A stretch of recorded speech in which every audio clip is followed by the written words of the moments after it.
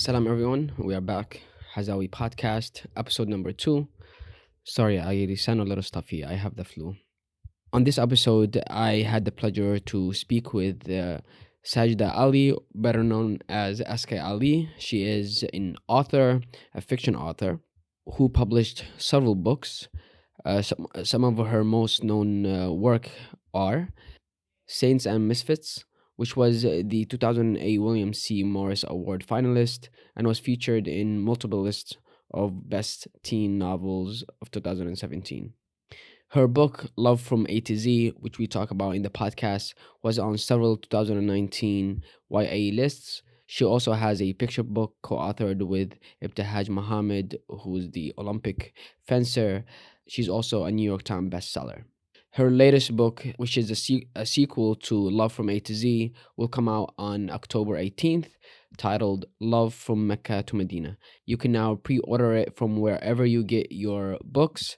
I'll also leave a link in the description. Our conversation revolved around her growth as a writer, the navigation of the publishing industry, which she spent 10 years or close to 10 years studying.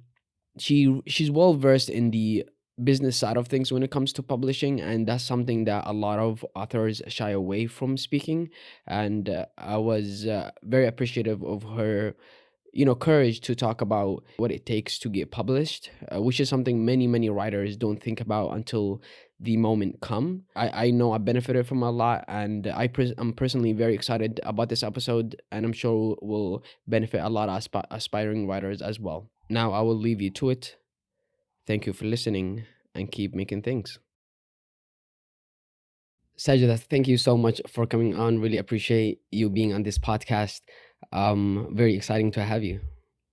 Thank you so much. I'm excited to be part of a podcast like this. Congratulations. Thank you so much. Really appreciate it. I wanted to start with a sort of a side interest, perhaps, that is for you that I found on your website, on your bio. There are these illustrations that are of you and artifacts that you feel connected to. That I wanted to know whether they were the starting of your artist sort of journey, and how did they influence your writing, or if they did. Yeah, so those little illustrations that well, I don't know when this podcast gets published if they will still be there. I'm trying to make sure that they are because my website is under construction right now. But those little illustrations kind of capture the beginnings of my journey because the way I started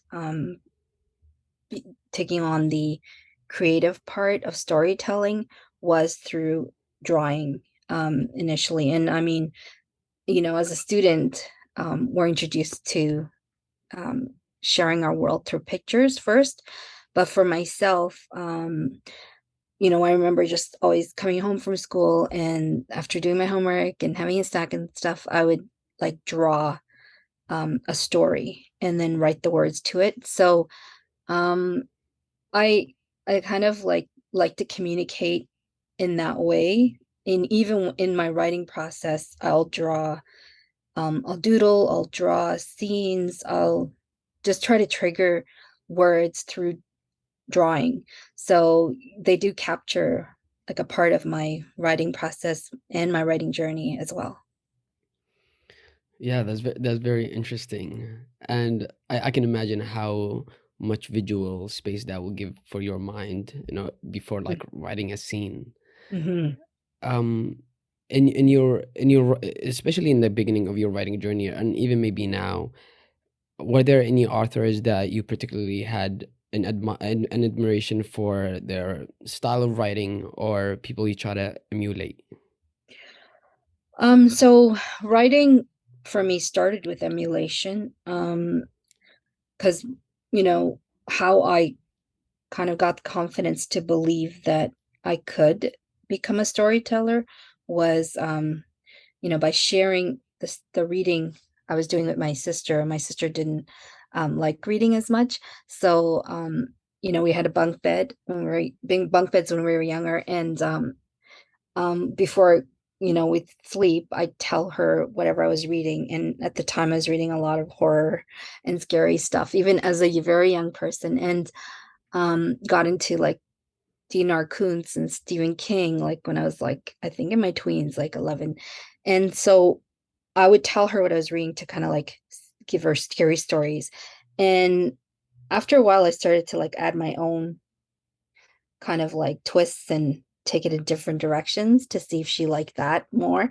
And she did. So that confidence to believe that I could, you know, um, do my own stories came from recounting storytellers. So that and then very quickly it went to like whoever I was reading, um, I was trying to write like.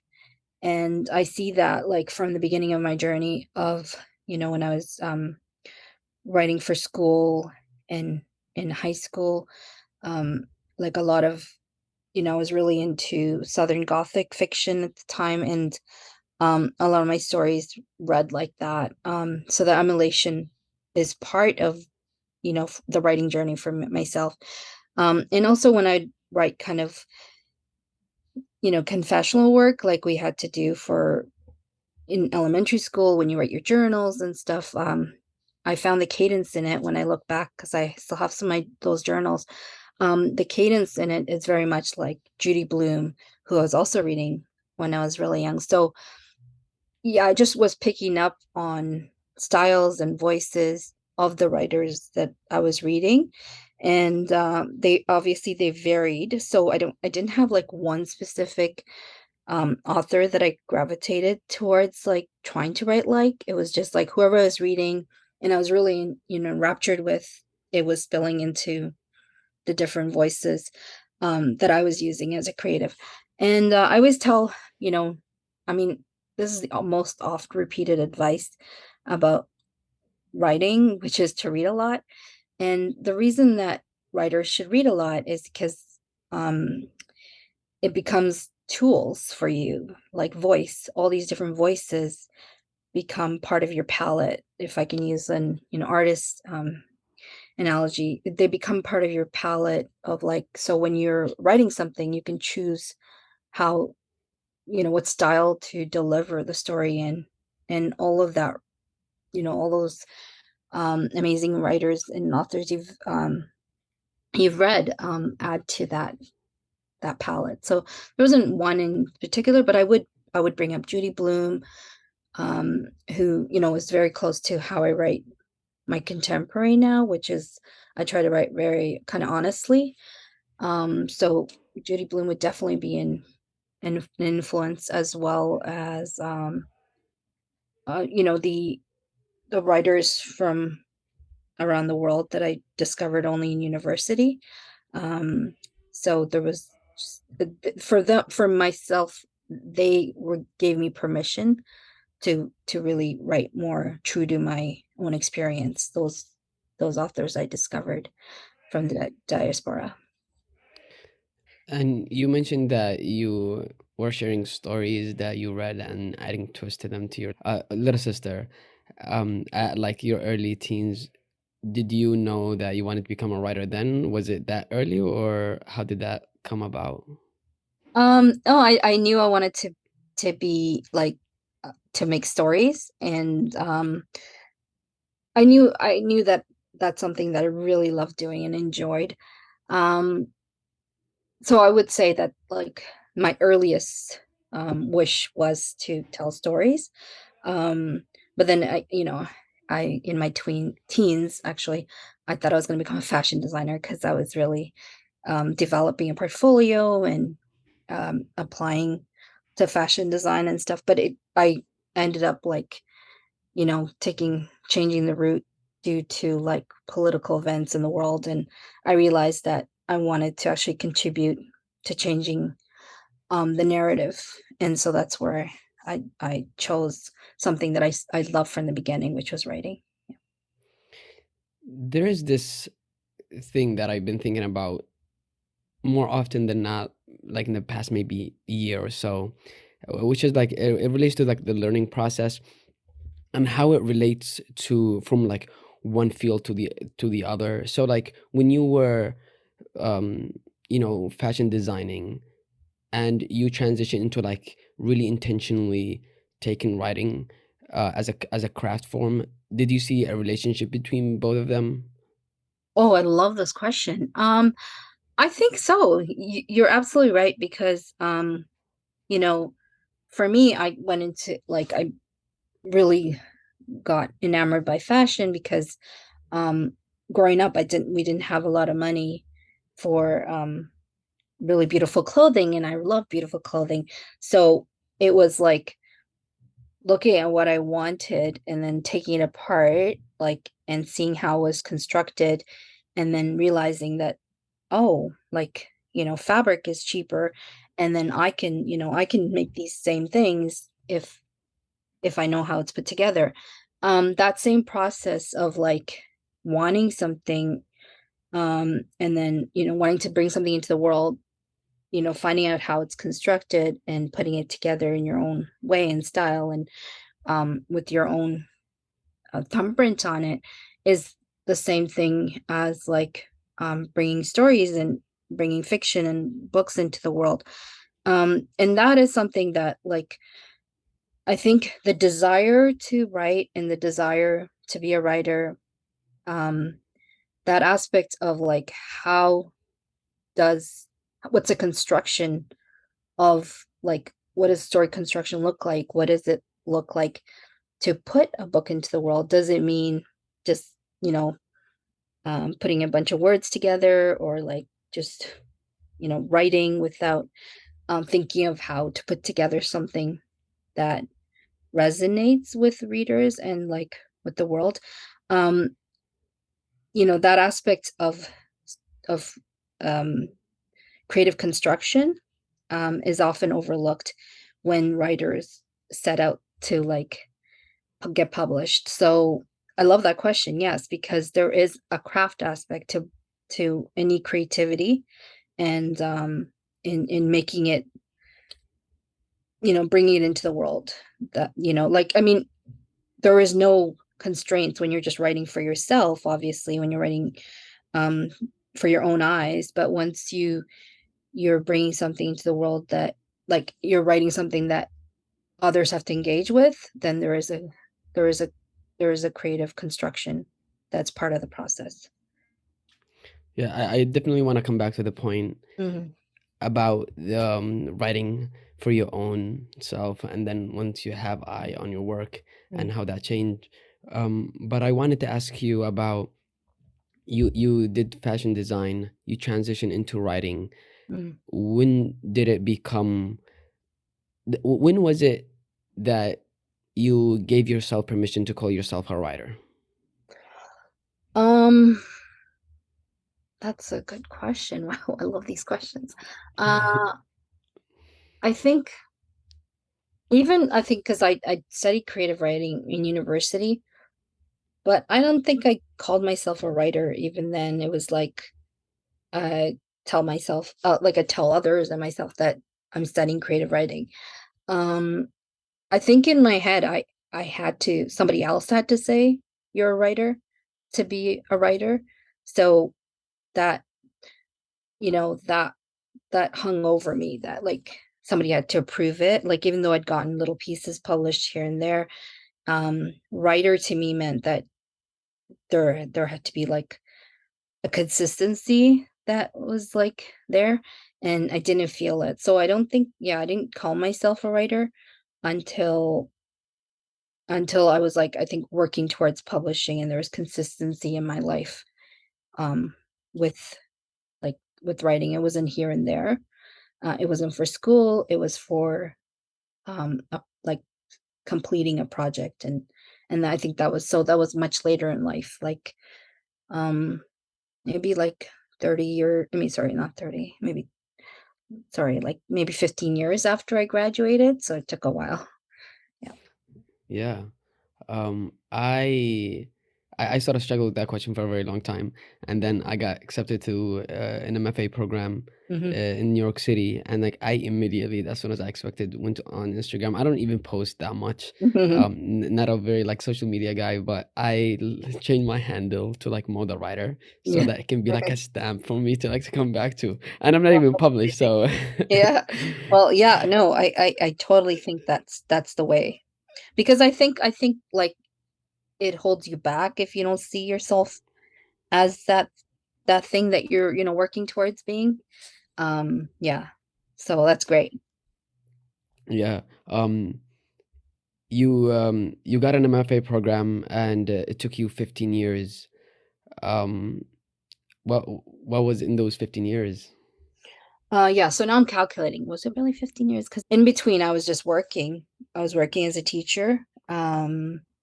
Because the reality holds that, like, uh, trying to get published in writing, freelance doesn't really pay the bills. And I had a son, and um, so yeah, so I started working. So it was that detour.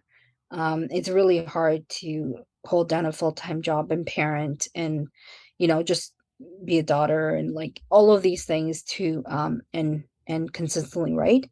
So I found that hard. It was only when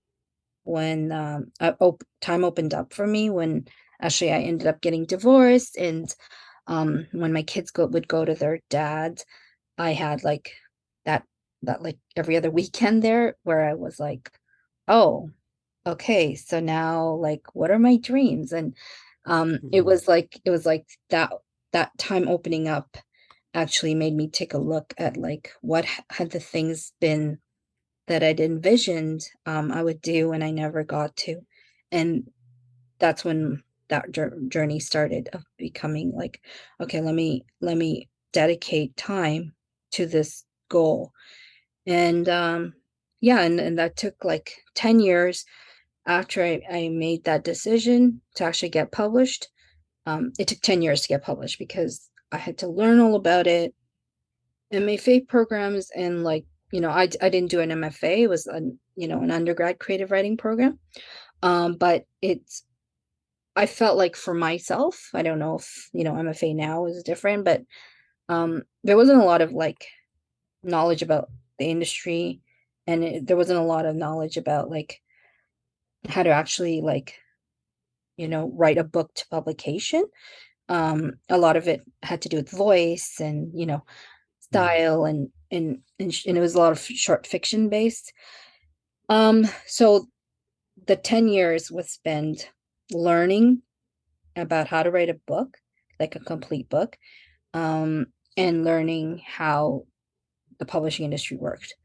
And then writing in that time, writing a manuscript that didn't go anywhere, and that taught me, I always say it's the one that taught me how not to write a book, um, because you know, it it all the parts that didn't work, I saw, and then I was able to, in my subsequent manuscript, make sure to avoid those.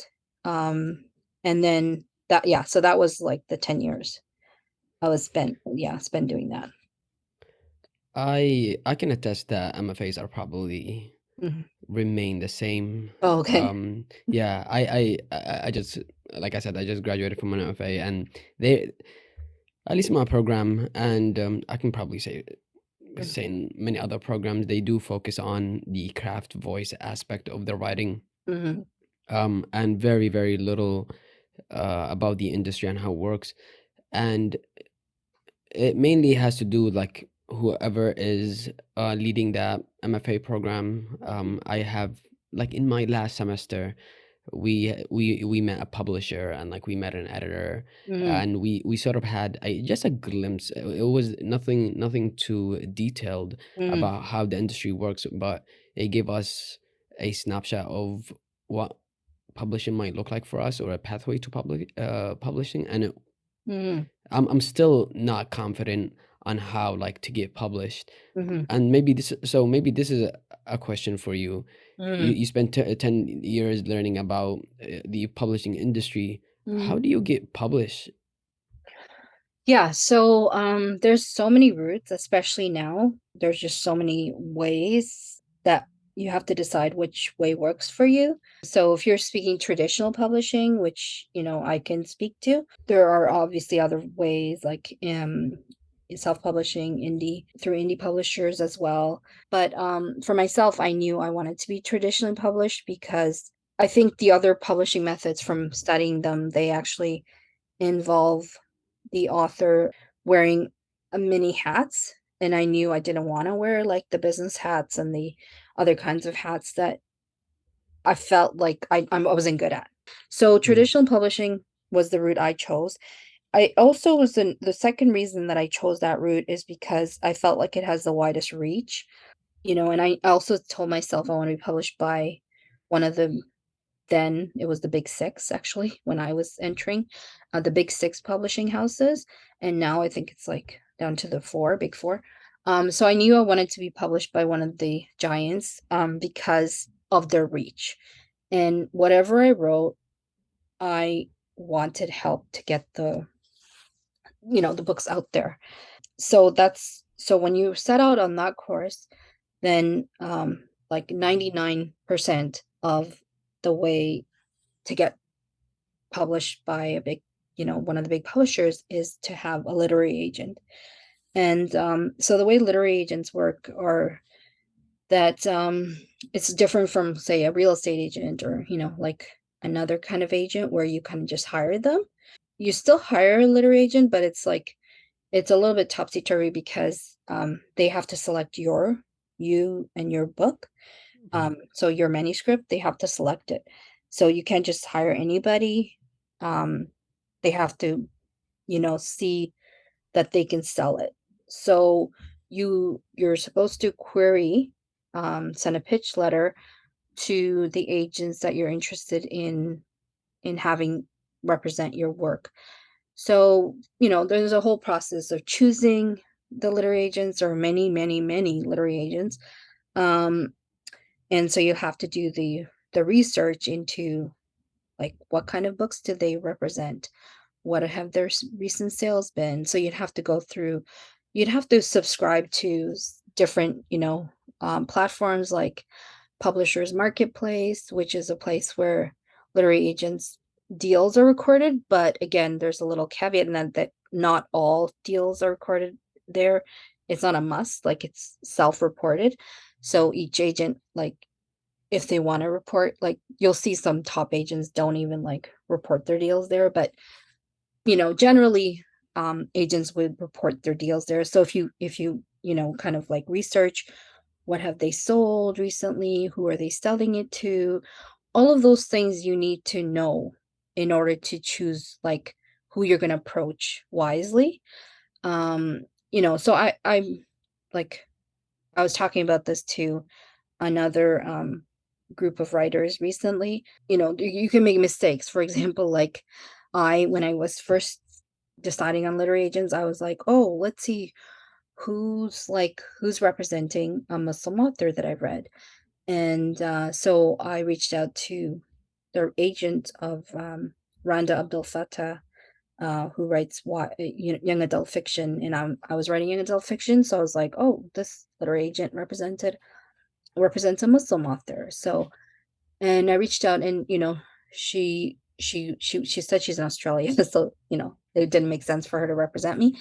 But the other thing I realized is that it's not good to reach out to somebody who's representing the same kind of exact thing that you're writing, because mm, they try to match the kind of work you're doing with a publisher. And if they have you know two kind of like authors writing the same thing, it doesn't make sense for them to, be excited about selling another manuscript exactly like or very similar to what they're representing. So there's all these like nuances that you need to tease out and work out. And once you make a list of like who the agents that you're interested in, then you pitch them via query letter. And I'm going to just give one advice about that, which is the shorter the better. So just a little, paragraph two at the most, describing what your book is, and not in a creative way, just in kind of like you know, this is the kind of just laying it out. And there's lots of examples of successful pitch letters. And once you approach literary agents, they either reject or they want to see more of, like, usually they ask for sample pages. That's another thing you have to do. You have to research what each of them their submission guidelines are. Some will ask for sample pages of 10 pages, some will say 50 pages, some will say 5 pages. So you have to, and one of the things that literary agents always say is that only like less than 5% of people follow submission guidelines. Mhm. So those less than 5% already rise to the top. So just by following guidelines, you stand out. So I always tell everybody, like, who I'm talking about this process to follow, to research, to follow guidelines, and pitch properly, and you'll stand out. And then either they'll ask for more pages, and if you're very lucky, inshallah, they'll ask for the whole manuscript. And then it's just a matter of seeing if they they want to take you on. And once you sign on with whoever you're inclined towards, then they work to try to sell it to the publisher. They might work with you to fix up some parts of the manuscript first, and then you go out on submission to the publishers. And then once it's sold to the publisher, then your relationship becomes, in terms of that manuscript, becomes with the publisher. So I don't know if I explained everything as well. Yeah, and I think this is a wealth of information, and I can. There is so many conversation within what you said that I can lead this towards. As you were speaking, I realized I'm a writer, Mhm. and I have to worry about the writing itself, which is not easy. Yes. The consistency about it, maintaining the story and maintaining the characters and getting to know them, and doing all that craft work and the storytelling work. And then there's this whole other world that I also need to be informed about. What does that sort of like require? There's like so much of it, um, and like so many points where I can just be like, Probably this is not for me, and I should take an Mhm. easier career." Yeah, so I think that something that maybe the MFA programs and any creative writing program, maybe it's a good thing they keep this kind of um as like aspect of the industry or behind the curtains part away, because it can interfere with your art. It can, like, this aspect of thinking of, it's very business-like, it's very corporate, it's another side to, like, our our psyches as, like, as creatives. And perhaps it can, like, kind of deaden the creative fire and the spirit. So yeah, so that's like one thing that I'm gonna be out, like, upfront and say, that it can deaden things and it make you feel like, oh, do I want to do this? But I would say that it's important to, if you want to be a published author, that you recognize that aspect of, like, selling your work is, it can be kind of separated from the creative aspect. Like, you can learn how to navigate those two worlds. It's really two different worlds, right? To navigate those two worlds, and especially after you get firmly on the path to, like, becoming, sort of like you're putting out more books, is that you can kind of separate those and leave, like, some aspects more to definitely your agent, and your publisher and things. But this is, any creative career requires a lot of grit, resilience, stamina, because it is it is something that you're constantly, like, holding up for others to evaluate, right? Like, and I'm sure in MFA programs, just like, my program when I was young, we had workshopping and critiquing. And so other people are always part of the process.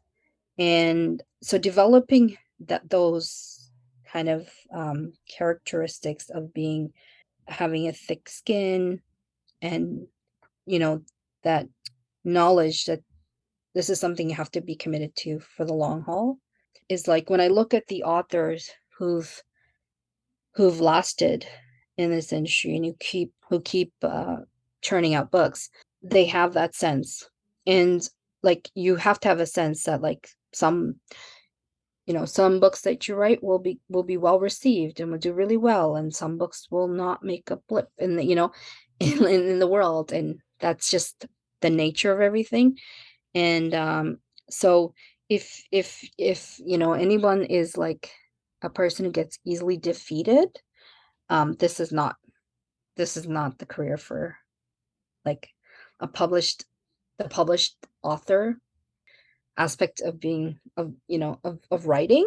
If you want to be published, Mm. it's not for those who think that it's something like it's just a milestone that you cross. It's constant. You're constantly um pitching, constantly being rejected, constantly being evaluated. Like, yeah, it's just part of it. And yeah, I would always caution everyone um who's thinking of this career to tell your like to have that firmly entrenched in your head, you know.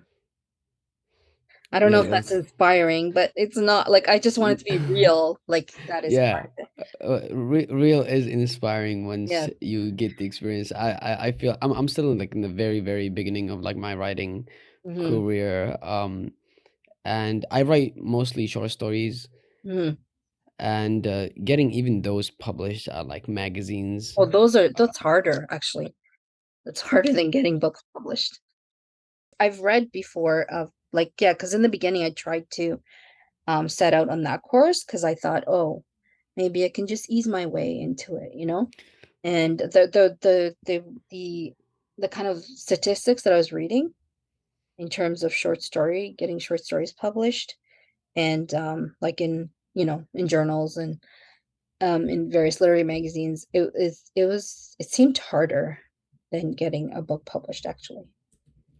Yeah, I was we were I have like a writers from my MFA program, a writers circle where we share each other's work, and none of us are published, and we were talking about how to get published, and literally during the MFA program, like no one knew how to take even the first steps, um which is, yeah, I mean, I guess is sort of like one of those things that they keep aside for us to focus for those 2 years just on our work. But right now we're all panicking because we're not getting um any stuff published. Well, I would um suggest that if you all like think about, book long form books, mm, and just trying that route. I know it takes longer to finish a book length manuscript, but in terms of like, especially of people of marginalized backgrounds, the doors are open more, and so I would encourage that. And for that, like, I mean, we can speak more about like the craft aspect, but it's a very different beast than a short story, which I discovered the hard way. But Talking about craft aspects, and I want to bring this uh to your work. I've You're probably the first one that I read with characters who are sort of unapologetically Muslim, and I really, really appreciated that about your work. And I've read many, many Muslim characters, and I've always noticed that they either play in the fact of the characters leaving or stepping away from the religion, or the religion is in the far, far background. But the thing that it strikes me the most about your writing is the entrance of the story, the way a reader would enter the story. In both of your work, in both of the books, Love from A to Z and Love Between Mecca and Medina, you use in the first one the journals of the main characters to enter the story, and so the reader is not a third person narrative where you just get a bird's eye view from the narrator. And the second book, which is the upcoming one, it uses the different artifacts that the main characters have. How is that as a tool? From your perspective, helps the reader enters the story as opposed to like a third person narrative. Mhm. So I use those, like, those formatting, framing devices, personally for myself as a writer, but I think for readers, it's, familiar elements, and I always talk about this when I do workshops, writing workshops, or, I taught a course last year. Was it last year? I think it was last year, online, and I talk about how the beginning of your story, your book should feel like a welcome mat. It should be easy for readers to Mm. step aboard and feel they should feel anchored. They should feel like, something familiar, while there's, like, an element of intrigue as well, but the familiar should ground them into, like, safety to continue in your story. And so those elements of, like, a diary, using a diary or journal, like, to say this is a journal, like, a lot of, like, so I'm Western, so I'm writing in a Western context. A lot of Western readers, can, that pings familiarity for them. They're like, oh, okay, journals. Yeah, these people are going to be kind of confessing things. And so that is how, like, I envision that for the readers. It grounds them. From and then the artifacts, like, so that was, there's two reasons for that. One is that I wanted to connect to Love from A to Z, which, um starts in a museum, and like is based on a book from, a 13th century manuscript that's housed in a museum. So so the artifact use of, like, the framing device using artifacts was to connect with that. And then it was also, again, that, like, that aspect of, like, the familiar, like, each chapter is going to be, um, you know, framed in something familiar to readers, like an artifact. They can envision looking at this artifact, and then, there's, like, a foreshadowing, of the chapter that all, like, makes readers feel, like, safe, right? And I think for narratives that are, like, I didn't consciously do this, but I think perhaps one of the reasons that non-Muslim readers, feel kind of like at home still in my books, even though I'm talking about experiences that a lot of them might not have had and been familiar with, is because of those, like, elements of, like, home familiarity, kind of like it's easy for them to understand from those angles. And then as a writer, I have to use these things to kind of help me, because one of my biggest problems as a writer is I get really excited with, like, all the possibilities. So I need to be reined in. And so framing and formatting kind of devices rein me in and keep me from going all over the place. Yeah, for me as a reader, I found them to Mm, the reading easy. And I read Love Between Mecca and Medina, and people should really really read that book.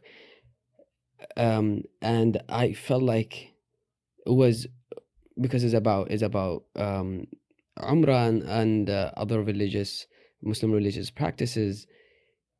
It felt like something I can read to even my daughter, mm, because it like taught me, and it taught me how things are, but like in a very emotional experience, as opposed to like step one, mm, walk around the Kaaba, step mm, two, say mm, this prayer. Like it wasn't dry.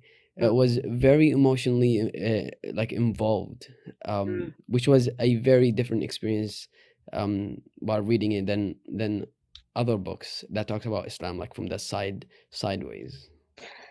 Yeah, so because I'd chosen to set Love for Mecca and Medina in Mecca and Medina, um, I had to make sure that like the the aspect of doing Umrah, the pilgrimage, um, would actually be captured as it is, because obviously, like any Muslim readers would be like, well, did they do them? Or like, I mean, it's like that's like a big part of the story.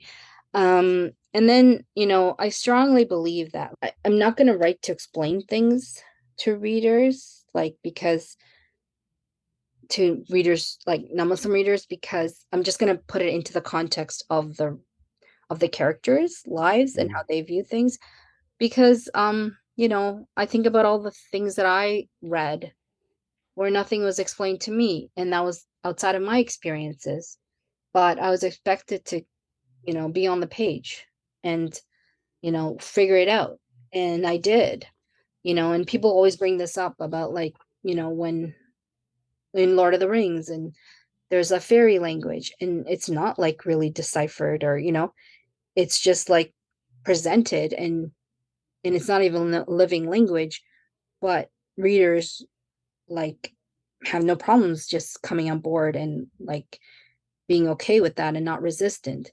So I I have like this activist mentality when it comes to that, which is that I mm. am going to use like Arabic terms, or Muslim phrases, and just put it in, because this is a reality for living human beings in the world today. So if anyone can is okay with fairy languages, invented fairy languages, with having no, um, step by step, like kind of explanations, then every reader should feel like that with everybody's living experiences. And so that's why it's just kind of like there, like whatever they said is there, and whatever that they did is there, and it's just part of the story. Still some people might be like, "Oh, but you still made it very easy."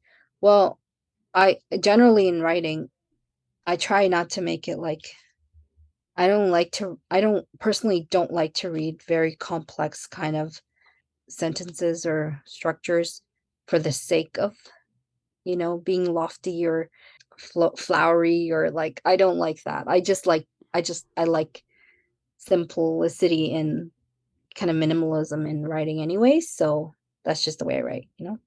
Yeah, I can attest to that. It was the writing was simple, and Mhm. it had a very silky like flow to it. Oh, thank And I didn't like some books I would like struggle to read and put down because I feel like I should be spending my time reading with better books. Mhm. Um, but both books were like emotionally invested, very very easy to get through. Oh, thank you. There's this thing that you bring up and about audience. When Mhm. you write, who do you write for, or do you have like an imaginary audience that you write for? And this is going back to when you first mentioned, having a reader in mind after you are published, and writing to oneself before.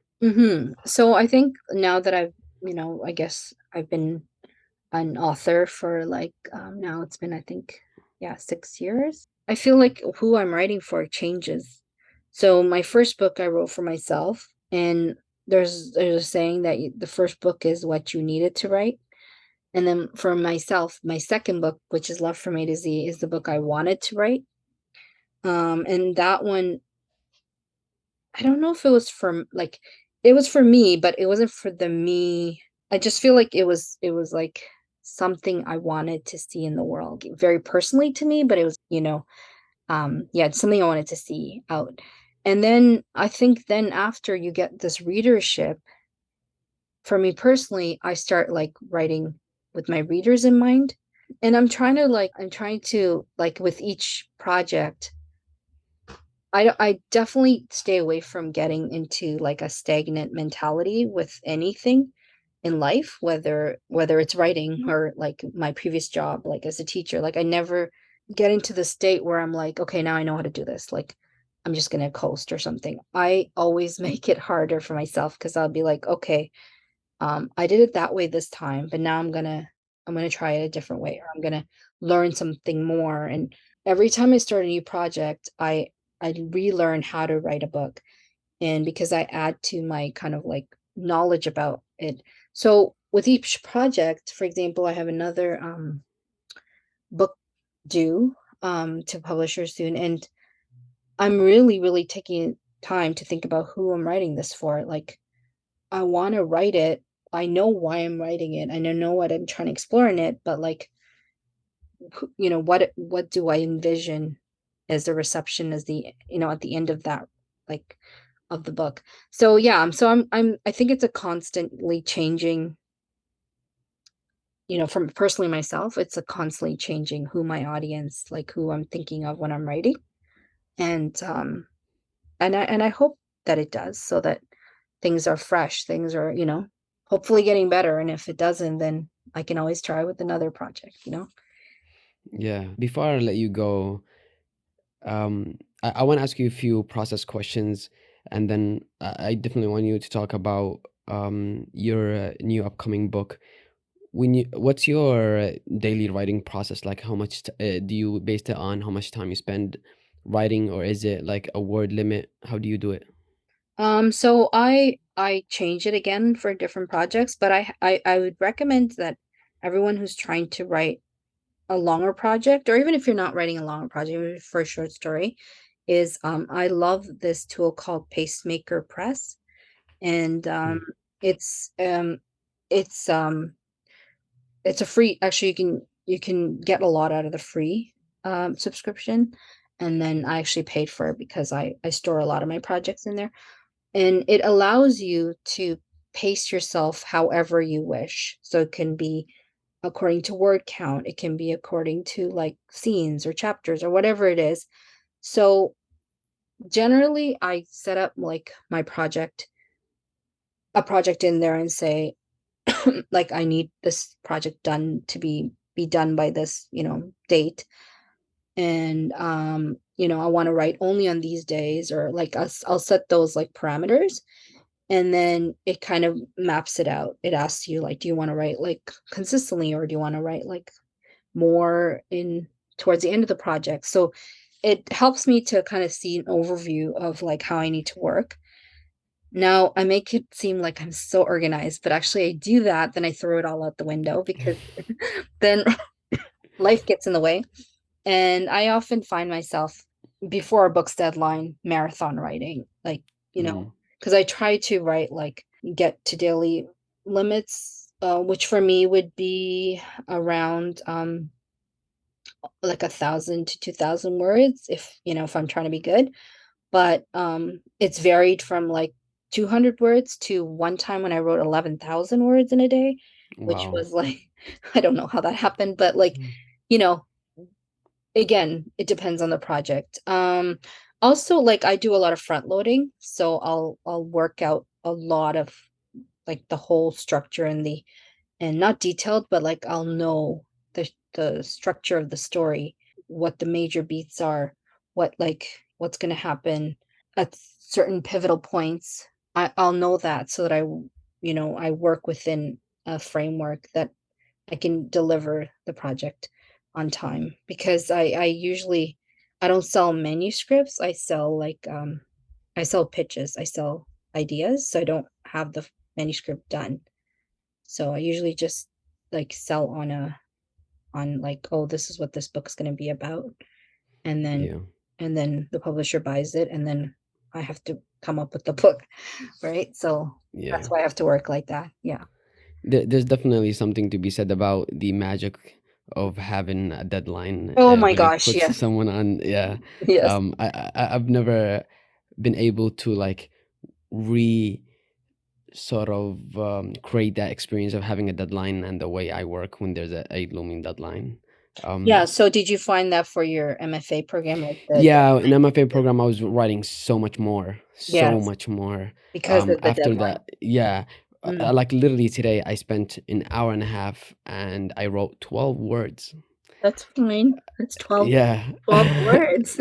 that's 12 more words, which was something better Yeah. than just staring at the computer or going on social media, which is something Mm. I really have to work on.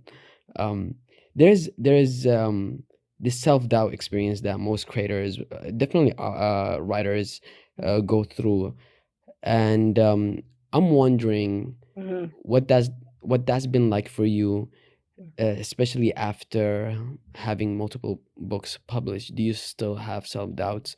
Um, what is Oh, it like? definitely, definitely. I think self-doubt goes hand in hand with creativity. Um, I I rarely met, like, a writer who's not, like, who doesn't think they're terrible. Um, yeah, I think it's part of it. I think also, like, what you said about, like, oh, social media and stuff, like, I think those can feed it. For myself, personally, like, in order to finish my first manuscript, I had to do a complete, blackout of all social media for months, and, meaning I never touched it, because it I feel like it adds to voices in your head, like, of, like, "Oh, I've been doing this as long as this person has, and now they're moving ahead," and all of, like, the stuff that makes you, like, wonder if about your own capabilities, and that those doubts, can really settle in. I think, yeah, I definitely have self-doubts, like, I say this a lot. Every time I start a new project, I have to Google how do I write a book, because I don't know. I don't know how to write it.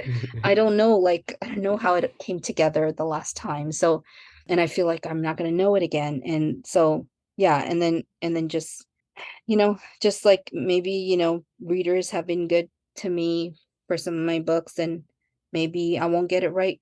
I won't get something right, like for my next project. Yeah, definitely. It's definitely there all the time.